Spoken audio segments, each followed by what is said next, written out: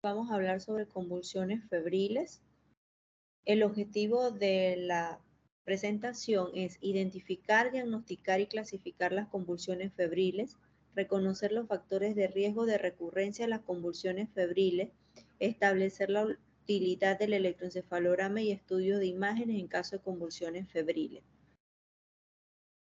Según la ILAE, una crisis epiléptica que ocurre en un niño después de la edad de un mes asociado con una enfermedad febril es el concepto de convulsión febril.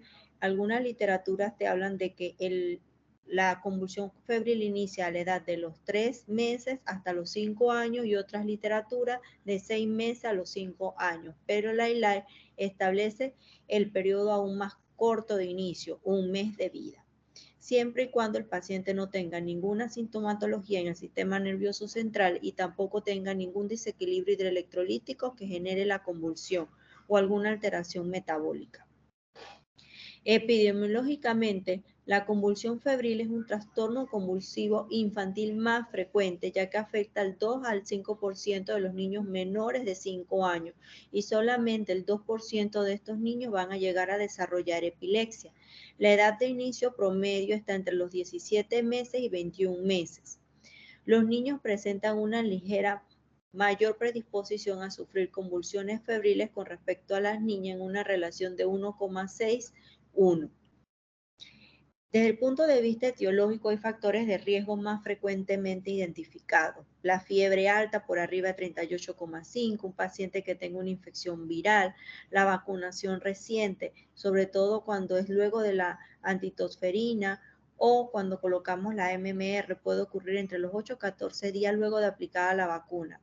Los antecedentes familiares de convulsiones febriles siempre hay que interrogar sobre ello de primera y segunda línea de generación.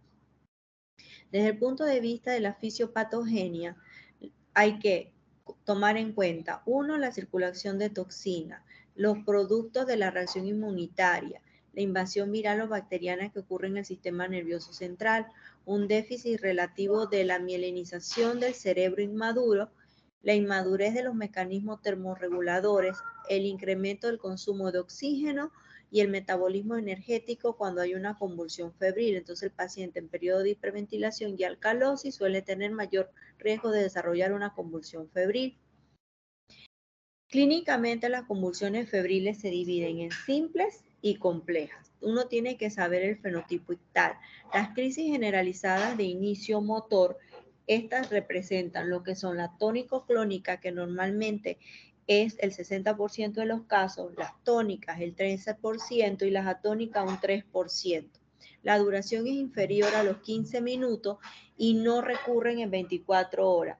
Se tiene que excluir de convulsión, infección del sistema nervioso central y verificar que no haya crisis febriles previas. Y se tienen que cumplir los 3 criterios, el fenotipo, la duración y la recurrencia, para clasificarlo como una convulsión febril simple. Las convulsiones febriles completas son crisis focales con compromiso de la conciencia de inicio motor, que pueden ser unas crisis tónicas o clónicas con generalización secundaria.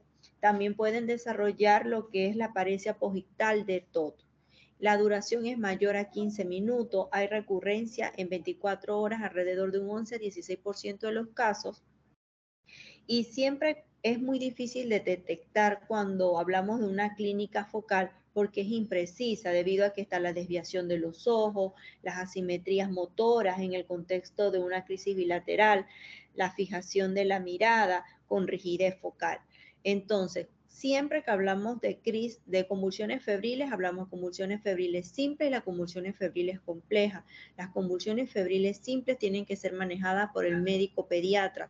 Se necesita la orientación que se le indique al padre de familia que esto no va a provocar ningún daño en el sistema nervioso central del niño, sino que es un mal control de la temperatura. Y siempre indicar medio físico con el antitérmico, el paracetamol a una dosis de 10 a 15 miligramos por kilo dosis, cada 4 horas o cada 6 horas. El diagnóstico de las convulsiones es netamente clínico. Los estudios complementarios, cuando son necesarios, se dirigen a buscar la etiología de la fiebre. La punción lumbar está indicada cuando haya signos o síntomas sugerentes de una infección intracraniana. El electroencefalograma no se realizará ante convulsiones febriles y los estudios de neuroimágenes tienen indicaciones precisas.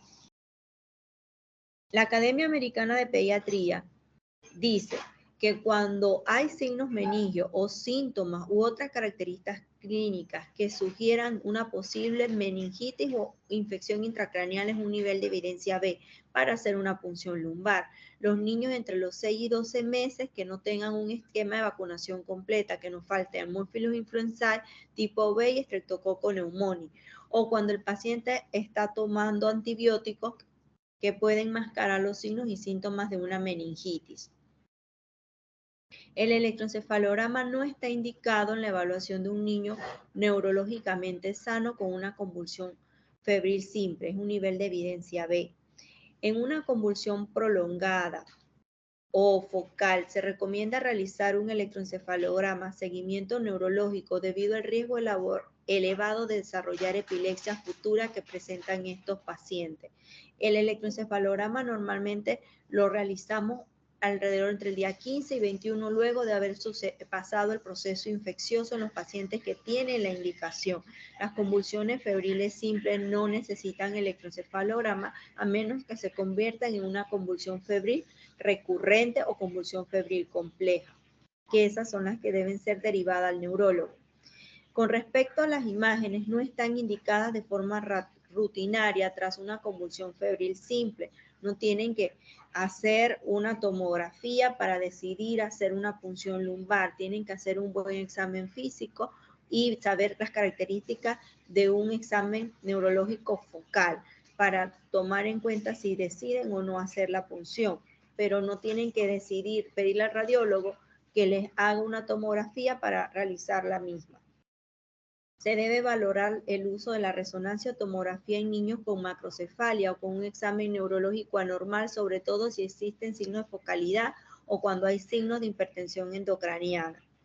También se debe considerar en los pacientes con convulsiones febriles recurrentes. Se asocia hallazgo neurológico incluyendo como macrocefalia, un retraso global del desarrollo o alteraciones neurológicas persistentes. Por eso es importante que se haga un buen examen físico y también hay que hacer en la anamnesis las preguntas de neurodesarrollo, aunque usted esté en el cuarto de urgencia, porque eso puede, con eso usted puede decidir si va a adelantar en un paciente con una convulsión febril compleja recurrente el estudio de imagen en el cuarto de urgencia.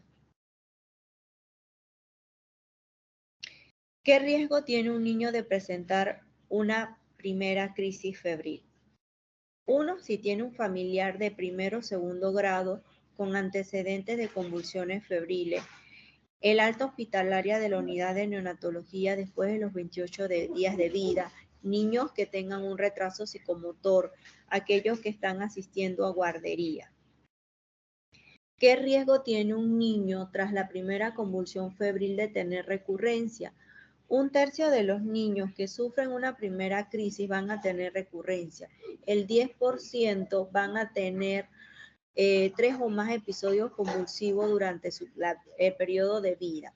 Hay que tomar en cuenta la edad precoz. En la literatura, todo niño que tenga una convulsión febril que sea por debajo de los 12 meses corre el riesgo de desarrollar tener una recurrencia de las convulsiones febriles. El grado de elevación de la temperatura, la duración de la hipertermia, hasta el periodo que apareció la primera crisis. Normalmente, si uno ve que el paciente, la primera episodio convulsivo, la convulsión no ocurre en las primeras 24 horas, uno sabe que este niño hay que estudiar un poquito más y ver qué es lo que está sucediendo. Las convulsiones febriles, aquí esto es netamente manejo del médico pediatra. El pediatra se tiene que empoderar y saber qué va a hacer con el padre de familia. Tiene que saber manejar la temperatura y darle el confort al padre en ese periodo de mayor estrés. Cuando van a manejar el paciente en el cuarto de urgencia, asegurar la vía aérea, solicitar los laboratorios básicos, tomar en cuenta el uso del midazolam y el diazepam en base a la edad del niño y el uso de los anticonvulsivantes. Cuando tenemos una convulsión febril compleja, normalmente usamos fenobarbital. Otras literaturas te recomiendan utilizar el ácido valproico como primera línea en su guía. Nosotros no encontramos en nuestro país con ácido valproico, entonces nos limitamos al uso de lo que es la fenitoína a 20 miligramos por kilo. Recuerden que hay que pasarla en 20 minutos en una vena gruesa y se puede reimpregnar con 10 miligramos por kilo más y completar 30 en el caso de que el paciente esté en un estatus convulsivo febril.